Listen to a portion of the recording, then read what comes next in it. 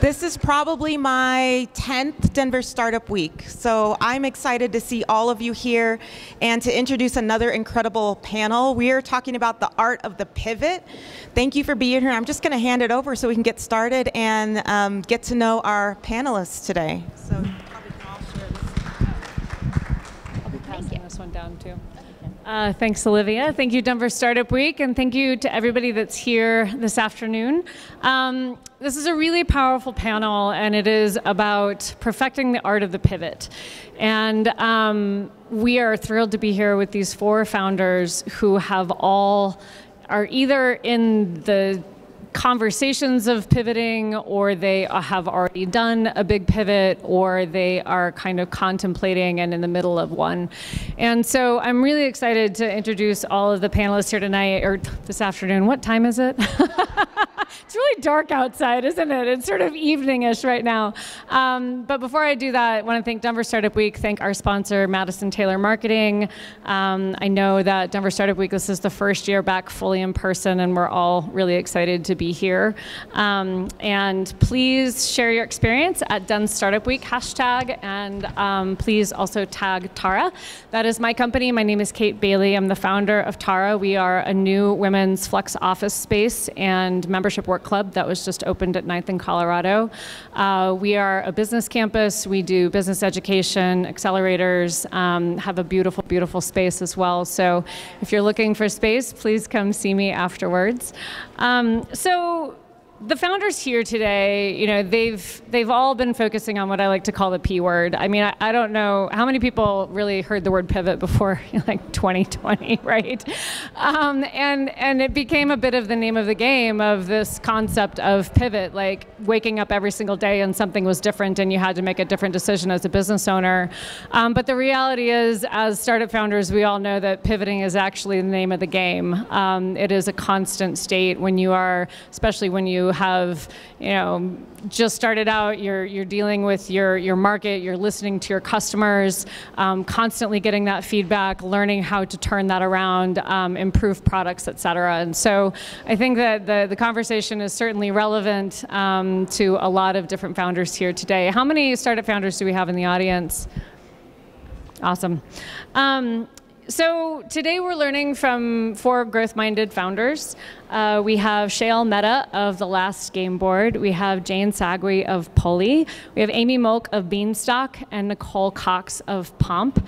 And each of them has some really great insight into everything from product market fit to chicken and egg challenges, and also to how do you remain true to your original vision when you also have to pivot to meet the needs of the marketplace.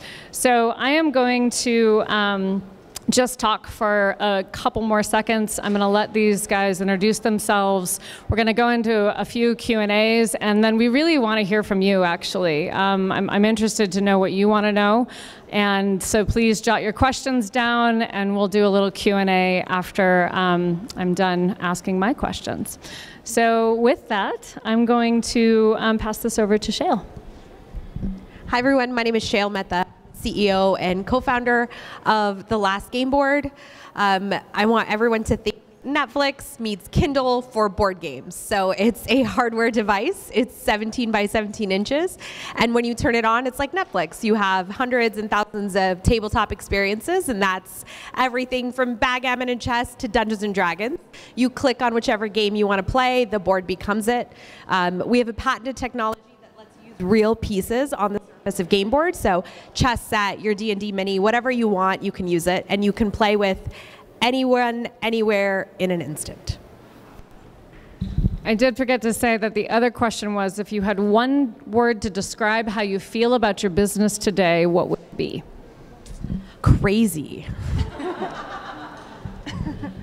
Hi everyone, my name is Jane Sagwe, and I am one of the co-founders and CEO of Poly, which is a women's health startup.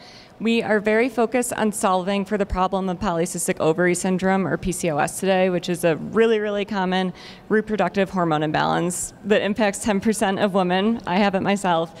And we have an app for PCOS today, really plan to use that as a playbook for expanding into other sorts of hormone and autoimmune and gut disorders. I moved to Denver a little bit over a year ago with my co-founder, and if I could describe Poly in one word today, or just how I feel about the business, it would be excited. We just launched our app after a long text-based pilot and then a long development cycle, and so piloting with some beta members right now. Sorry. Hi, I'm Amy. I am the founder and CEO of Beanstalk. We are a platform for live, interactive kids educational content. So think of Sesame Street, but live and interactive. Let's see. If I had to describe a word, you know, it's maybe overwhelmed, because I'm too overwhelmed to come up with a word. So we'll go with overwhelmed. Hi everyone, my name is Nicole Cox and I'm the co-founder and COO of Pomp. Pomp is a B2B2C solution in the beauty vertical.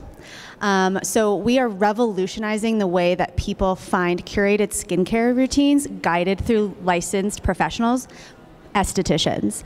As we've evolved our platform, we have given estheticians the opportunity to grow their business virtually, as well as optimize their daily workflows and then give them access to more brands, education, and clients.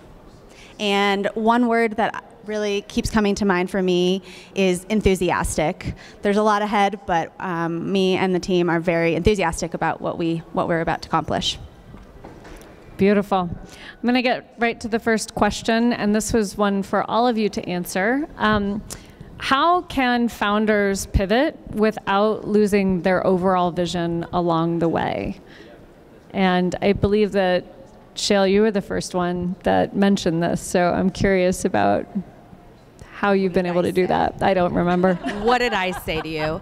I think this is something that Game Board struggles with a lot. Like, I created Game Board just to play Dungeons and Dragons in a really cool way. And in that was this, you know, tech, and now it has this capability of scaling into like different devices and surfaces, and people have approached us for like education and simulation and training, and it's very difficult because we have to focus on delivering core product, yet the applications of what we're able to deliver are so vast and broad.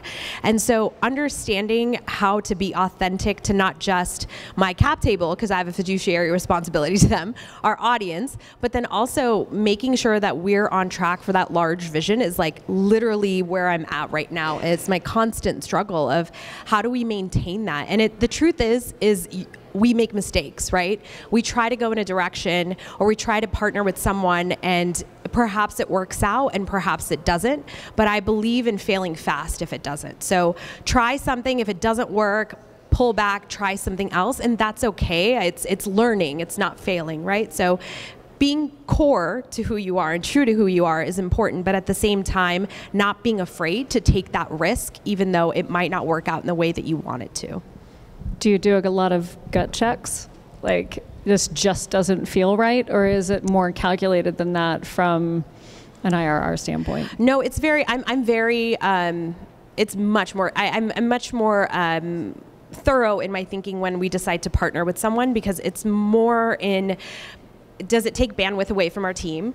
Is it going to take away from like our tech sprints? Is it going to be something that benefits us in the future? What is our revenue stream going to look like if we integrate? Like, I ask myself all these questions before I even take the first meeting with someone to explore it. And then from there, it's about, okay, can I allocate resources and time for this? But I think you just said something really important, because a lot of founders tend to go with gut check.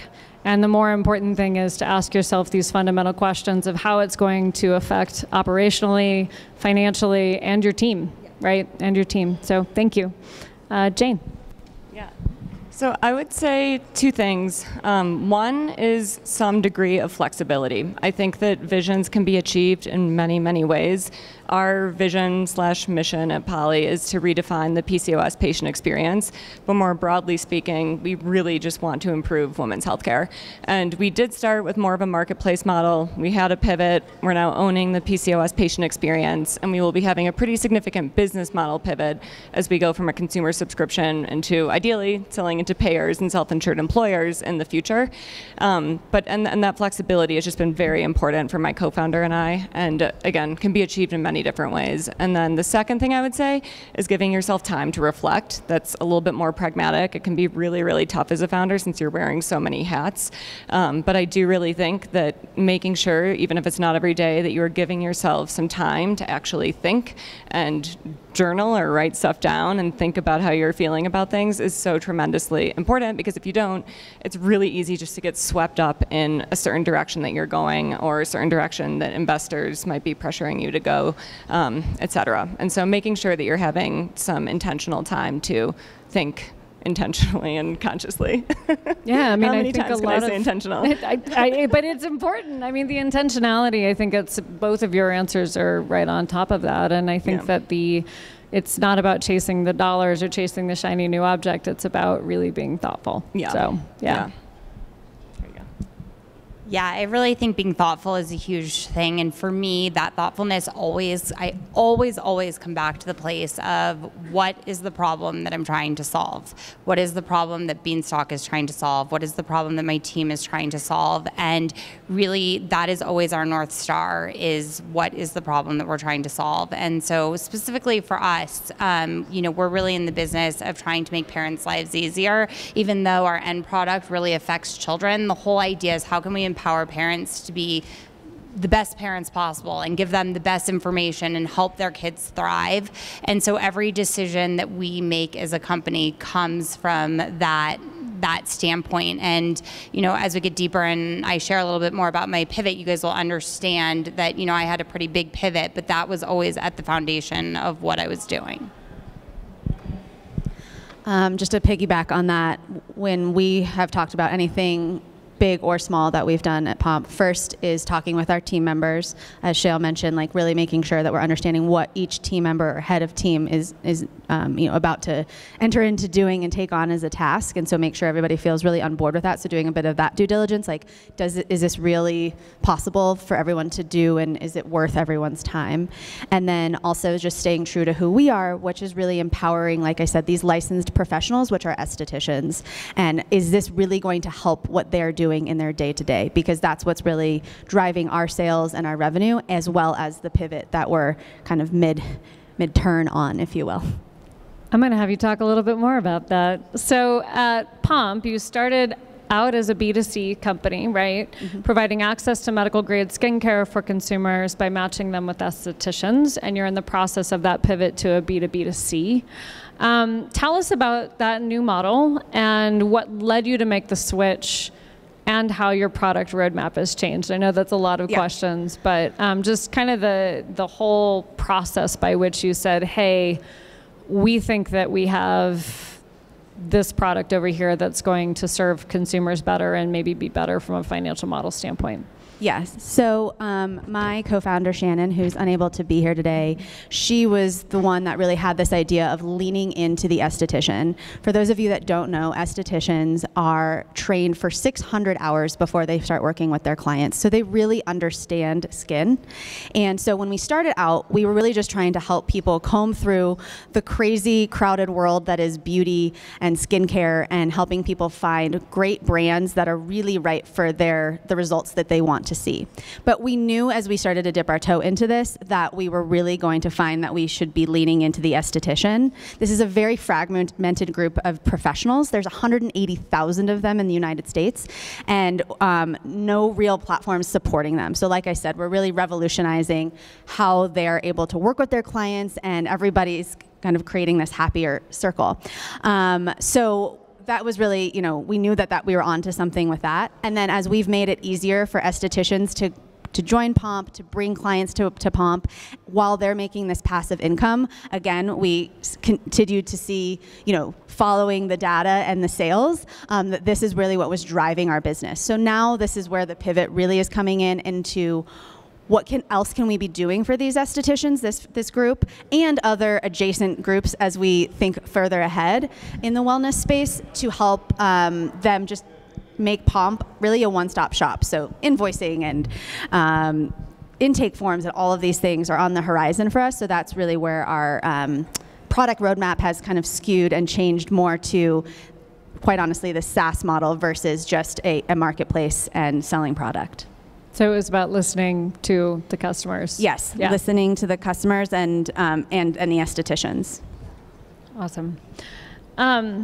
I'm going to switch over here to Polly. So you mentioned earlier you're currently a consumer-facing B2C company, and you're looking to go to B2B2C through healthcare. Exactly. You've obviously, a little background on you, you worked in the venture capital space in health tech, and you obviously have a very unique lens on what lies ahead for you by trying to enter into the health insurance marketplace, or I'm probably not saying that properly, but it's perfect. So you were talking a little bit about the chicken and egg roadblocks that exist for you right now. Can you talk a little bit about that and how you're navigating those? Yes, absolutely. So Poly is quite early stage. We have 4 full-time employees, contractor team of around 10. We've raised a pre-seed round, and we will be raising our seed round later this year. In terms of raising a larger seed round, definitely by the point that we get to like Series A, Series B, we will likely need to have contracts with health insurance companies, unless we decide to stay in this direct-to-consumer space and continue monetizing with people's HSAs and FSAs and out-of-pocket funds. But from a mission perspective, it's very, very important that we do get into payers or health insurance companies. And so thinking about that, an issue that we run into a lot is that in order to sell into these health insurance companies or even self-insured employers, we will need to be doing an interventional study to show that the product works. And we have no problem with this. We want to show that the product works. We want it to be a medical grade product. But to run a study, you need to have a significant amount of runway. The study that we have budgeted will be around $500K to $1 million, depending on sample size and just a few different variables. And then we just kind of run into this chicken and egg issue, like Kate just mentioned, of investors wanting to see a contract with a health insurance company, but in order to get that contract with the health insurance company, we need the funding.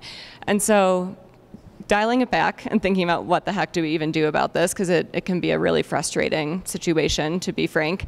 It's just honestly been a bunch of small little iterations and thoughtful steps forward. And so we have started with this out-of-pocket app or out-of-pocket payment that I mentioned, and that's just the consumer subscription. There are little steps that we can take in terms of partnering with smaller OBGYN offices that can then get us into larger physician networks. Also thinking about billing health insurance companies for more transactional things that Poly does, like telehealth consults and our lab work. And it's not quite as quick as coming into things, having a bunch of relationships with like execs at health insurance companies and whatnot, which is something that more senior founders in healthcare may be able to do.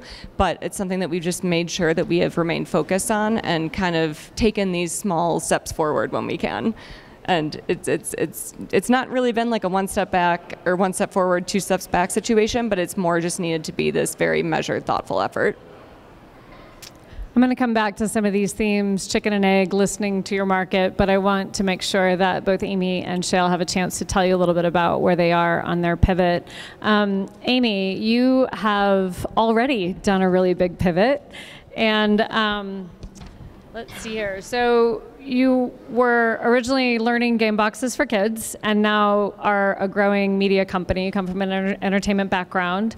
So the pivot was made due to finding that really perfect product market fit. It's a great story, and I'd love for you to tell a little bit about it. But, you know, what were those signs that pointed you to considering and then pursuing an entirely new business model basically on a dime? Sure. So, you know, I'll try to pull the themes out of this, which you guys can also do because you're all smart people. But basically, I come from the entertainment world. I worked in Hollywood for over 15 years, and I ended up moving back to Denver with my husband. We're both from here originally to start a family. And I didn't know what I was going to do when I got here, and I became a parent, and I was like, oh my goodness, being a parent is the hardest thing in the entire world. Why can't somebody just send me a box with everything I need in it so that I can be a good parent? And so that's where my head went. At the time, there was a company called Kiwi Company that was creating kids boxes for kids 6+, but nobody was creating boxes for the early ages, being like 0 to 3.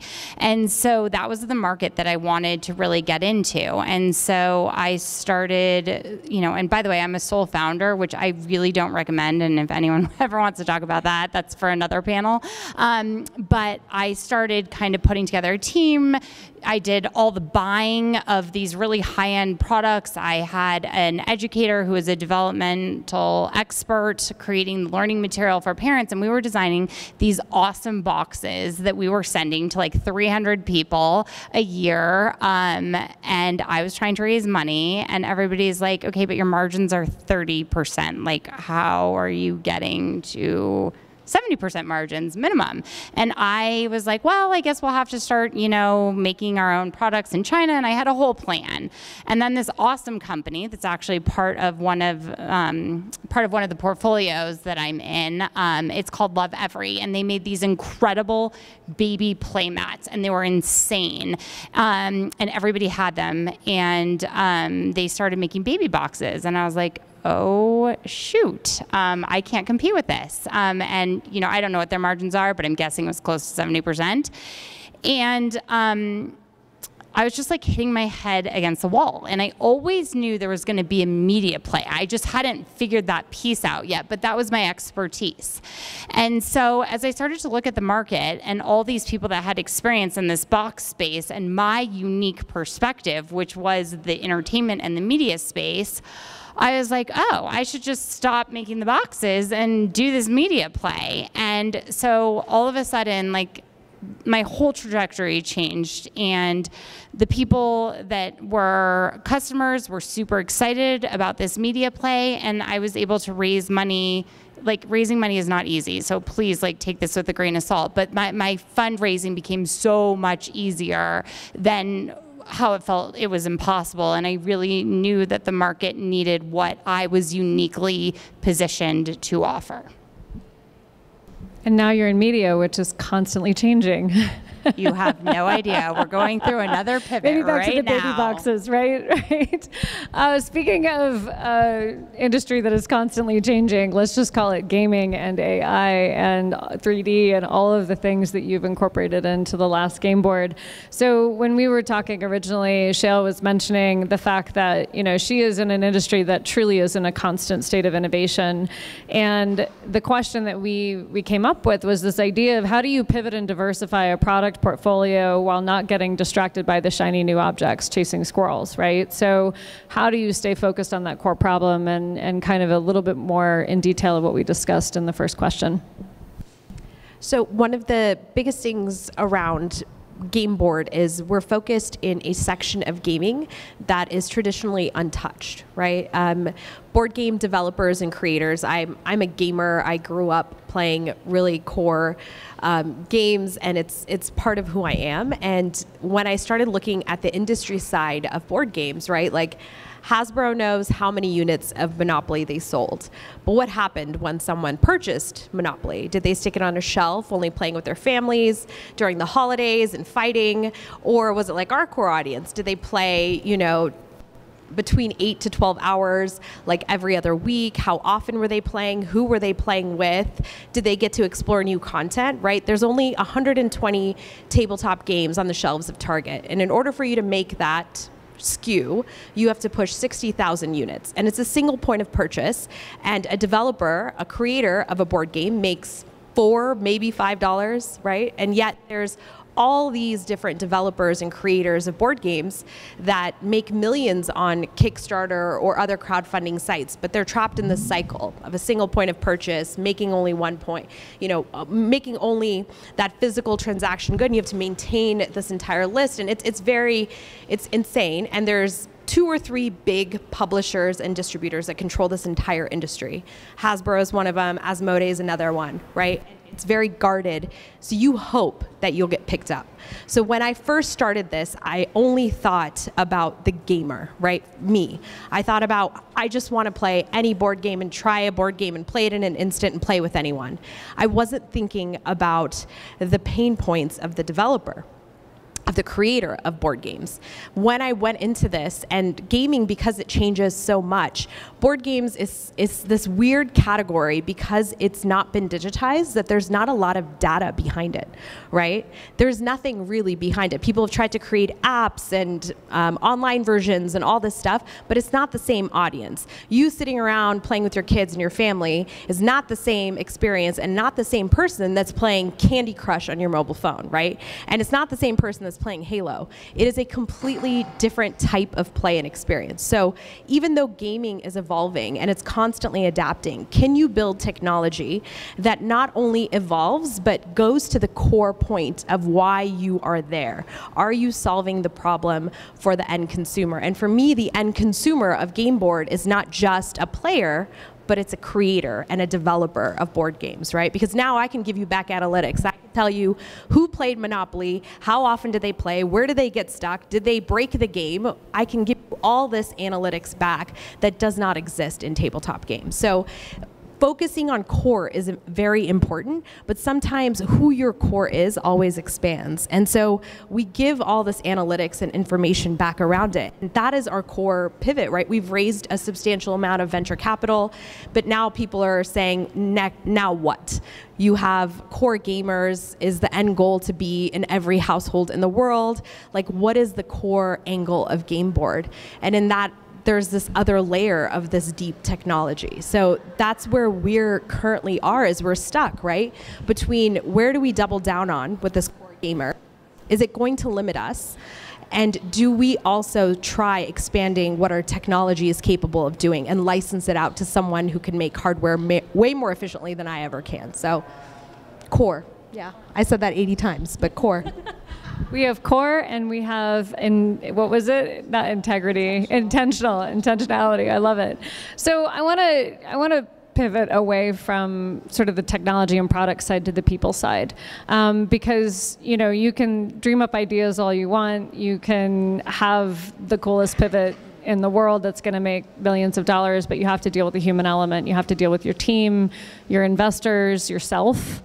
So while it's difficult enough to pivot from an infrastructure standpoint, from an operational standpoint, what do you believe you as a leader needs to bring the team along, and the team along being everybody from your investors all the way down? So Amy, you've already done this. How did you do that? I would say conviction is the number one thing you need. It's really, it's hard. And I think too, uniquely being a sole founder is really hard, because you see things as the founder of a company, and if you have a co-founder, or hopefully you're sharing with your co-founder when you're the CEO, that other people don't see. You're out there, you're trying to raise money, you just see all the different perspectives that we were talking about, all the different players.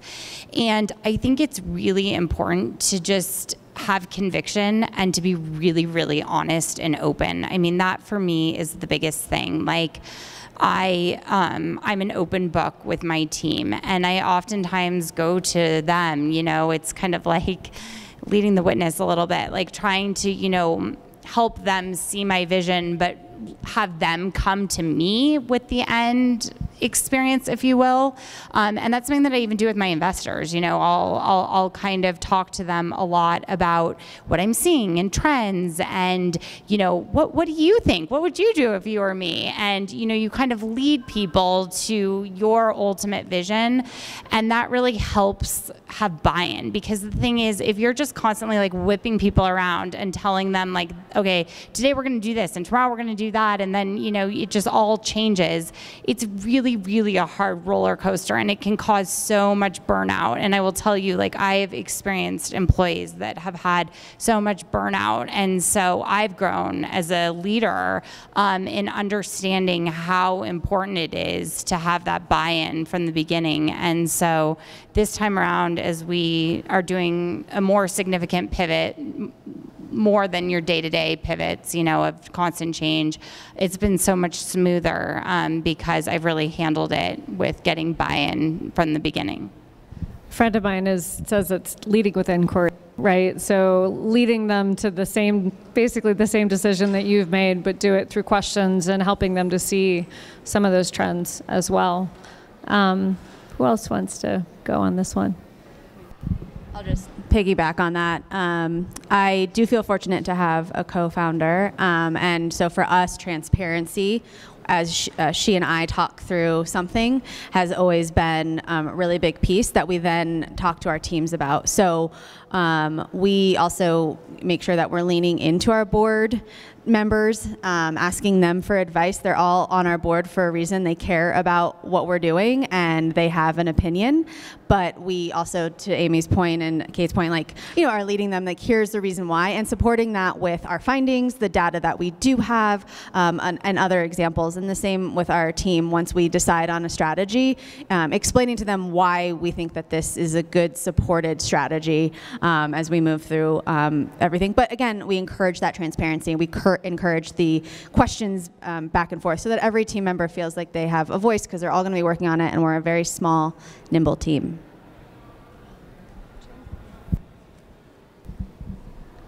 Completely agree with what these two said. I think that another thing that I would bring up is in terms of transparency, which I think is really, really a must in terms of communicating with your team and your investors as to why this decision is being made. The timing of that transparency is important also, and Poly is such a small company right now that these conversations are not just between me and my co-founder. Me and my co-founder talk about strategic stuff more than we do as a full 4-person team, but we still do bring in the other 2 employees in terms of thinking about why we're thinking the way we're thinking, what timeline we're thinking for these changes taking place, et cetera. And obviously I recognize that if you have a 200-person company, that might get messy with messaging. It's not really realistic. But I think making sure that you have some sort of like inner circle, whether that's like your execs and investors, and it might shift over time, but making sure that you're not just dropping the news on people out of the blue one day that you are changing your entire business model or changing your entire product. And I think that if you do that, even if you have a bunch of data to back it up, that communication might be a little bit more difficult. Can I add something really quick? Do you mind? The one thing that I also want to say to that too is sometimes when you pivot, like, you have to rethink your team too. And I think that that's something, I don't know if we're talking about that, so I don't mean to like jump the gun here, but I think that, you know, you also have to, in the timing, you also have to be strategizing and thinking about your team and the right people to be a part of that pivot. And maybe it is everyone and maybe it's not, but that's definitely a piece of it, and really handling that with care is super important. I totally agree with what you guys are saying, and I'm on the side where I don't share that much with our team members. Like, we're a team of almost 25 now, and it's just like you said, it causes too much of a distraction for the internal team. And I think you have to have the vision. And sometimes I don't ask for permission. I ask for forgiveness, and I just move forward. And if you understand the vision of why I'm doing what I'm doing, whether that's an investor or that's an employee or that's a partner, you can come along with what we're doing, right? Because I think that, you know, with my co-founder, I definitely have those conversations all the time, but I'm also someone that can't afford to distract the team at the same time. So it's like the art of timing. I don't know one of you said that, but I think that's really important too, is like when you say it and how often are you saying it. If I'm like, oh, well, NASA approached me with a contract, everyone would like freak out, right? But it's like, that's not what I want to focus on. That's not where I want you to, you know, have your mindset at, and you're just gonna have to trust me.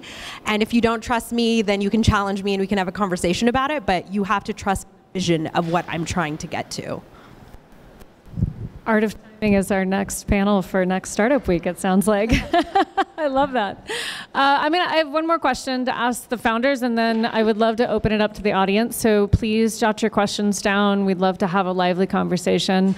Final question is, number one piece of advice to entrepreneurs who know in their heart that it's time to pivot, but they can't see the path.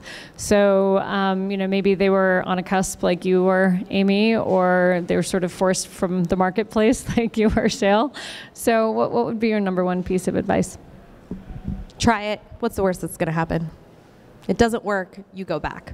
You're going to lose some time. You might lose some capital, but try it. Yeah, kind of piggybacking off of that, I agree, try it and set yourself up in such a way so that you have enough resources where if you try it and it fails, you're not nosediving the company completely. And I know that that can be, if you're getting to the end of your runway and the current model isn't working, I mean, yeah, it might be a Hail Mary effort. But if possible, try to do it in such a way where you can even try 2 things at once if you have a big enough team to do that. Yeah, I think ultimately, trusting what the world is giving you. You have access to all of the information, like the data that you are gathering, the information about the market, because hopefully you are seeing the market in a bigger picture. And then ultimately, with all of that, I think that oftentimes our gut knows so strongly. For me, I'm very gut driven, and there have been many times in this journey where I have just known so deeply, and for whatever reason, I took time. But if I really turn into that internal piece that is supported by all of the information that I need to be thinking about, that's usually I pull the trigger immediately now. I don't wait. So I would say pull the trigger immediately if you know and you have all the information to support what you think is the right thing to do. Yeah, I agree, obviously, with all of that. One of the best pieces of advice one of our advisors gave us was, whether it's a big pivot like this or just certain other things we're implementing into our business to become more profitable or do certain things, is to present it to those that it will be affecting as a test, so that you're able to, give yourself a little bit of wiggle room. You might still be continuing to go in that direction, but you might need to change or adjust a few things, and that gives you a little bit of that verbal and written wiggle room. So we've utilized that as we've just changed some minor things, and even as we lean more into, for us, the SaaS piece, testing it and making sure that the acceptance that the data showing us we'll have is really going to happen, because you don't know until you're in it, so you have to try it. Okay, any questions from the audience? If not, I'm just going to start randomly choosing people. I'm kidding. Here you go. I have a question. I can't remember your names, though, in the blue shirt. Yes. And in the checkered, yes. Okay, the 2 of you. So you both you initially started with a B2C model, and now you're pivoting towards a B2B2C model. And in the process of doing so, I'm curious how you communicate your message outward to customers who are already part of your platform. Is it something that you trial before you make a formal announcement, or is it something that you also want to proactively get buy-in from the customers about what you're doing and why, so that they can come along the journey with you? Yeah, I think from Poly's perspective, since we are a healthcare company, we are honestly pretty transparent about the fact that we wish that we were reimbursed by health insurance today, even from a marketing perspective. I don't know if that's a mistake. People seem to appreciate it. We're very, very open about the fact that it is our goal to one day be reimbursed by health insurance companies. And that, just from a personal perspective, for me and my co-founder, is important that we have that level of transparency with our customers. I think healthcare is kind of a different situation than a lot of products, though. The other thing I would say is that in an ideal world, the product itself is not changing much, and so that also kind of changes the messaging of it, because it's more about who's paying for it. But I think for us, we are transparent. We're careful, of course, that we're saying that it's a goal of ours, and it's part of our mission, and it's not something that is coming in 12 months, because we don't know that. And it could be 12 months, it could be 24 months. For us, as far as talking about the end client, the way that they're coming in and utilizing our platform is still the same. It's just they're finding out either from their existing licensed professional or they're finding Pomp organically. So for them, we haven't had to change too much of our communication on what Pomp does for the end client. For the esthetician, it's really about education and letting them helping them to understand all of the tools that we've already built for them to make their lives easier. So that has evolved, and we've been really transparent as certain pieces have been coming out, and maybe their workflow is changing, but for the better. Great. Blue shirt here. Thanks for being here. That was really informative. I'm a first-time founder. Feels like I'm doing a pivot every single day. And it was really interesting to hear both the ideas of like pivoting but not from your core, but then also being in a situation where you have to pivot from the core, like going from the boxes to the media. My question is, if you were to go back to day one of your company, now knowing what you know today, what would you think differently? Do you want to go? I would have, I think the worst things that I did as a founder when I first started was hiring the wrong people. But then I didn't, and I made even a worse mistake. I didn't correct it quick enough. So you're going to make mistakes. You're going to hire people, especially early on. I had a very, very toxic employee. And because I'm not a hardware engineer, I always hire people way more smarter and intelligent than me. And you're supposed to tell me how to be. But in that, there was a lot of mistakes that were made and judgments that were questioned. And instead of trusting that this is not the right person, I was afraid to lose that person because I was like, what is my investor going to think? What is this going to think? How's this going to look? I'm going to be set back. And I wish I would have moved quickly and cut people out that I knew weren't good for the future of Gameboard. And none of those people are with Gameboard today, but I waited too long. I see a lot of nodding. First of all, I feel like you and I have a lot of synergy. We're going to have to talk after this. But anyway, I think to piggyback on that, when you're trying something new, it's really hard to be confident because you're faking it till you make it. And with time comes that confidence. And so it's not only making those tough decisions, but it's also like, how can you quickly tap into that trust in yourself? Because I think that's ultimately what it comes down to. And I wish, I was so worried. What would people think? Would they think I was like this horrible person to work with and blah, blah, blah, all that stuff? Because I'm tough and I'm a strong personality. And so I always worried because I'm a people pleaser. And, it's just owning who you are and doing what you think is right. Because at the end of the day, when you are in those shoes, that's when the magic starts to happen. Great. Oh, go ahead. No. Are you sure? Yeah, I think they hit seriously? the nail on the head. Okay. Jen. How do you avoid burnout during a pivot? You don't? Is that what you said? Yeah, I don't think you do. However, yeah, we've been given some good advice, Shannon and I. We work with a professional coach for just that, and she has really guided us to try to keep certain boundaries as far as our work schedule from like a day to day, as well as if we take a long weekend, check out. Do not think. Try really hard not to think about whatever else is going on, because truly it's the best for the company for you to come back refreshed on that Monday or the day that you're back. Those first days we all know are never great because you're overwhelmed, but truly just trying to give yourself time to reset. Is that a few hours? Is it a few days? Is it even a week? So that's been the best advice. I think I did an okay job of it over the summer when I took off for a little bit, and I felt really energized again when I got back. So that would be my personal advice. I think also when you're hiring, this is kind of before the fact, it's really important to hire people that understand what it means to go from 0 to 1. People say they get it, and I don't know how you screen for that. Maybe you have advice on that, but that's the biggest thing, is having people in your corner that get it, because this is not for the faint of heart. Yeah. Do you mind if I? Yeah. Okay. Yeah, gonna emphasize the rest piece and unplugging, and I think that just from a mental health perspective, that's so tremendously important. I'm kind of nauseated by hustle culture and grinding and working ourselves into the ground. I very much so used to be like that, and I just think that it's so important that you take some time for yourself, and if that means a few days a week that you log off, you shut Slack down, you're not looking at stuff from 6 p.m. onwards. I really do think that over time, that time that you are actually working and there for your team, it will just be multiples more effective and productive than if you're getting to that point of being burned out.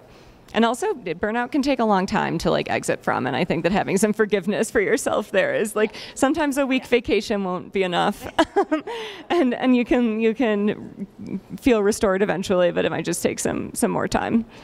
I don't know if you had anything more. Okay. We've got one up here. Hello.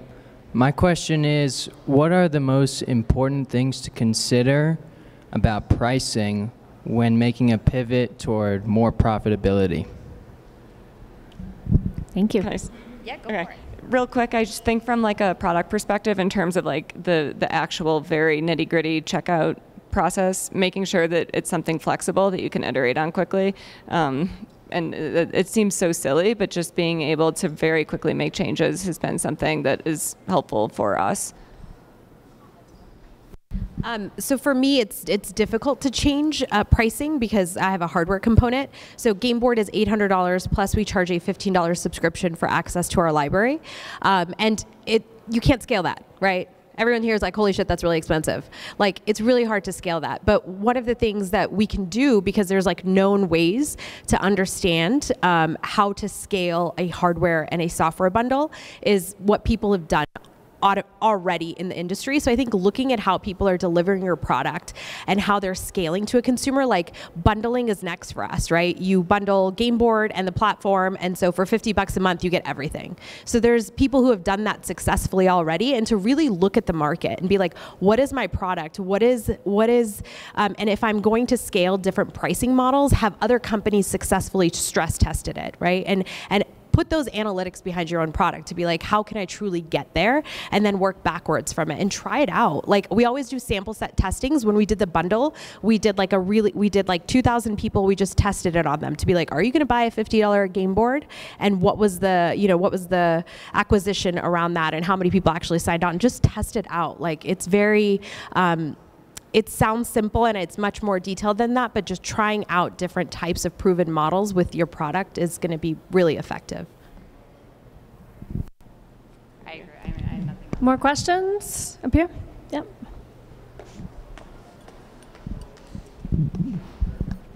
Nicole, I think this is a question primarily for you, but B2C and then to B2B, I have a similar business that I'll talk to you about later, but we got a lot of strong advice against that because of those audiences being so different. So I was curious what went the best for you in making that pivot, and what was like the hardest part about that? I mean, sorry, I forgot I had a microphone. I was going to start screaming at you. For us, I guess for the esthetician, because they were so fragmented and not supported at all, they can use a few random different applications to do like day-to-day business stuff like scheduling and invoicing.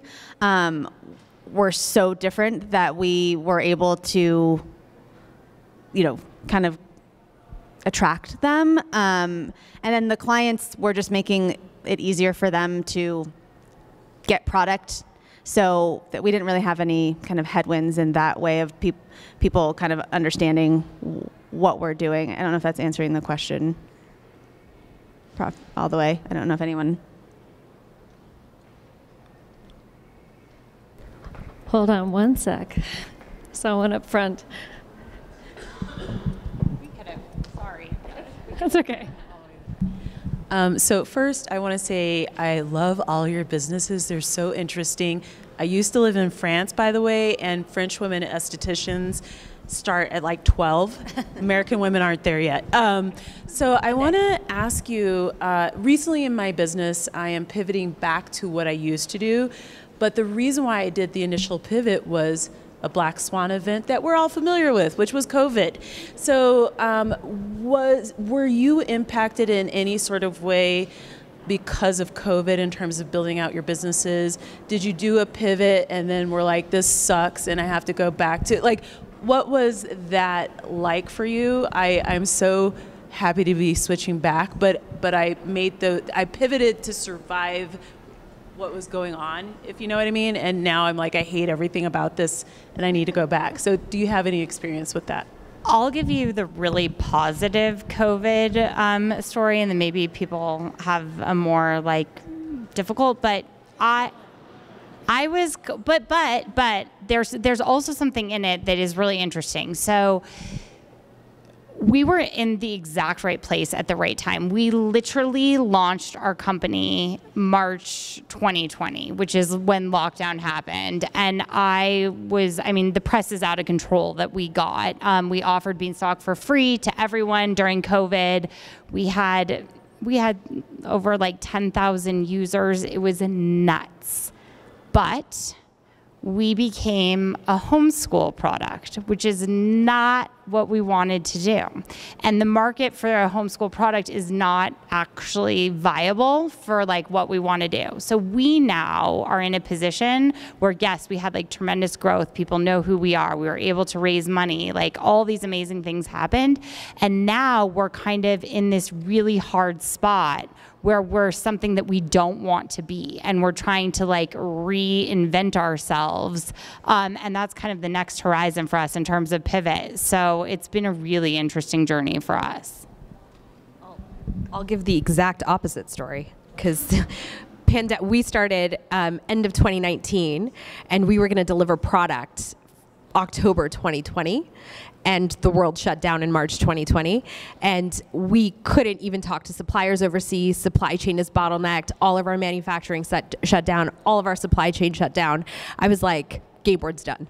Like, it was insane. I was like, holy shit, like, we physically cannot talk to anyone overseas. Like, we don't know what's going on. Everything would go into a black hole in Asia. Like, it was just not gonna happen. But then something weird happened on the other side, which was the developer side. Board game developers also had the same issue. Shipping is bottlenecked, manufacturing is bottlenecked. They're like, oh, we can just 3D print a piece and deploy a digital asset on Game Board. I signed more B2B partnerships during COVID in the first month than I had all of the previous year before. So I couldn't ship product, and I communicated that with my customers. I'm like, I'm a full 14 months plus delayed, however long pandemic lasts. Who wants a refund? But we're bringing in all these publishers once we do release, and we just slowly built and survived that way. I want to sing I Will Survive right now. Not going to lie. One last question, or none? Oh, yes. Thank you. Thank you all for giving us your experience. My question is, you all have talked a lot about trusting your gut, and I think I've underestimated how important that is. But can you also speak to how important maybe some of the customer data was maybe overlooked in terms of telling you need to pivot, in addition to what your gut was telling you? Yeah, I can start with that. Customer data has been really important for us. For the first year of our existence, we were this marketplace tool that paired women to virtual hormonal health specialists. We got a lot of information in terms of like people's preferences, the sorts of conditions that they were struggling with, what their like price point was, and that ended up, that data is still useful for us, and we have data points from thousands and thousands of people. And so I do think that understanding the customer on a very deep level is important. I'm a founder who has like been through the specific condition that we're tackling also, and so that is information. It's helpful, but it's very biased, and I think that making sure that you're actually doing proper surveys and stuff should be used in tandem with that gut, for me at least. And I also really operate according to my gut, but my co-founder, it's a good balance. She's much more metrics driven, and she's challenged me to kind of integrate those two rather than just go off the gut. I don't know if you guys... Yeah, this is just like an incredible article that you can look up. Superhuman created, it's like an NPS score, but like it's different. It's like, what would you do if this product didn't exist? And it's a really great way to get a customer's perspective about your product, rather than being like, how likely are you to recommend it? And so I highly recommend, if you just like Google superhuman, I don't know, like survey or something like that. It's really, really interesting. And I highly recommend, if you're direct to customer, thinking that way in terms of collecting customer data. Yeah, agreed with that. Shannon worked on that for our team, and we got, the data that we wanted to see, and that told us to move in the direction we're moving. Was that a mix of surveys and sort of conversations, primary research, all of that, or did you just rely on data-driven surveys? Both. Both? Yeah. Okay. It was a lot of, literally the survey, and then also we had a lot of discovery calls with our estheticians, with our clients, and focus groups, that type of thing. Yeah, very cool. Great final question on that one. I think that that's a good way to wrap it up. Thank you all so much for coming today. For the women in the audience, this is the kind of programming that Tara does, high quality business programming. Please come see us. It's tarra.co. And you can definitely, I think these ladies are willing to stick around if you have additional questions about them or their companies or their pivots. Please feel free to stick around, and hope you all have a great rest of your Denver Startup Week. Thanks for coming.